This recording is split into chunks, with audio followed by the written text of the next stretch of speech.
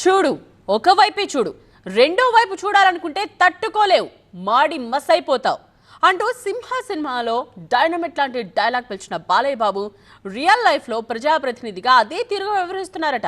తన నియోజకవర్గం విషయంలో మరో రూపాన్ని చూపిస్తున్నారట. ఎవరెన్ని విమర్శలు చేసినా తగ్గేదేలే అంటూ కూటమికి చెడ్డ పేరు రాకుండా చూసుకుంటున్నారట. ప్రత్యర్థుల మీద కంటే సొంత పార్టీ నేతలు తప్పటడుగులు వేయకుండా నిఘా పెంచారట. ఇంతకీ నందమూరి నటసింహంలో ఈ ఆగ్రహానికి కారణమేంటో?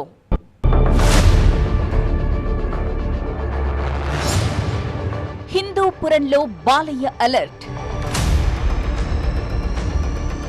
దూరంగా ఉన్న ఇలాఖాపై కన్నేసి ఉంచారా? అవినీతి విషయంలో సొంత వారిని వదలట్లేదా? ప్రత్యర్థులకు ఛాన్స్ ఇవ్వకుండా ప్లాన్ చేస్తున్నారా? హిందూపురం ఎమ్మెల్యేగా హ్యాట్రిక్ విక్టరీ కొట్టిన నందమూరి బాలకృష్ణ సినిమాల్లోనే కాదు, రియల్ లైఫ్ లో కూడా పవర్ఫుల్ అని నిరూపించుకుంటున్నారట. నియోజకవర్గంలో అందుబాటులో ఉండరంటూ ఒకవైపు ప్రత్యర్థులు ఆరోపణలు గుప్పిస్తుంటే, ఆయన లేని సమయమే అదునుగా రెచ్చిపోతున్న స్థానిక టీడీపీలో ద్వితీయ శ్రేణి నాయకుల తీరుపై భగ్గుమంటున్నారట ఎమ్మెల్యే బాలకృష్ణ. స్థానిక టీడీపీలోని కొందరు నాయకులు బాలయ్య అందుబాటులో లేకపోవడాన్ని తమకు అనుకూలంగా మలుచుకుని అవినీతి అక్రమాలకు తెరలేపినట్టు కొన్నాళ్లుగా ప్రచారం జరుగుతోంది. దొరికిందే సందుగా ప్రతిపక్షాలు కూడా విమర్శలు ఎక్కుపెట్టడం మొదలుపెట్టాయి. నేతల తీరుతో అసలుకే మోసమొచ్చేలా ఉందని అలర్ట్ మోడ్లోకొచ్చేశారు బాలయ్య బాబు. సినిమాలలో ఎంత బిజీగా ఉన్నా నియోజకవర్గంపై ఒక కన్నేయడం మాత్రం మర్చిపోవడం లేదట.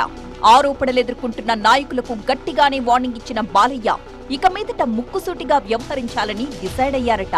ప్రభుత్వానికి చెడ్డ పేరు తెచ్చేవారు ఎవరైనా సరే ఉపేక్షించేది లేదని, అలాంటి వారు తన దరిదాపుల్లో కూడా ఉండొద్దని ఖరాఖండిగా చెప్పేస్తున్నారట ఈ స్టార్ ఎమ్మెల్యే.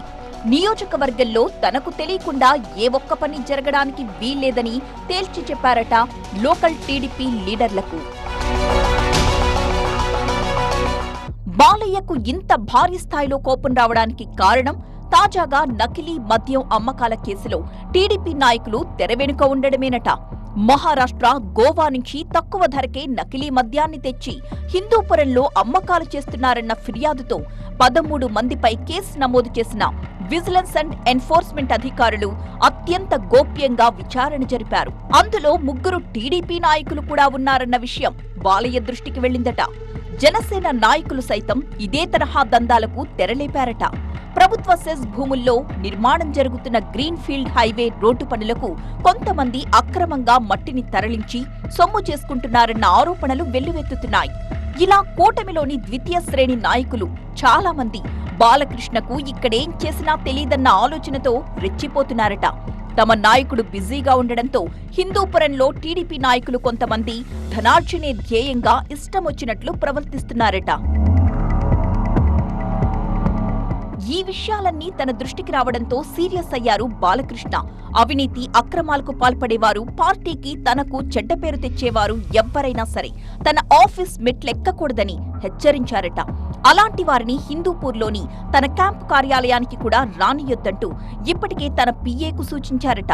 తాను నియోజకవర్గంలో లేనప్పుడు బాధ్యతగా వ్యవహరించాల్సిన ద్వితీయ శ్రేణి నాయకులు ఇలా తప్పుడు పనులు చేస్తుండటంతో అనుక్షణం నియోజకవర్గంపై డేగ కన్ను వేసి ఉంచుతున్నారట బాలకృష్ణ.